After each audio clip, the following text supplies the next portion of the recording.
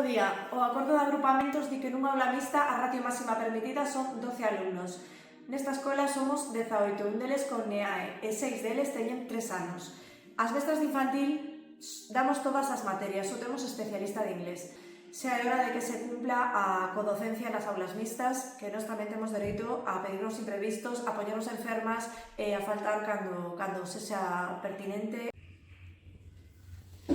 Porque o profesorado galego merece recuperar as 21 horas lectivas das que xa podemos disfrutar entre os anos 2007 e 2011 e non conformarse cos 23 horas lectivas dun mal acordo que supuso aos centros a incapacidade de manter os proxectos xa iniciados e a atención á diversidade.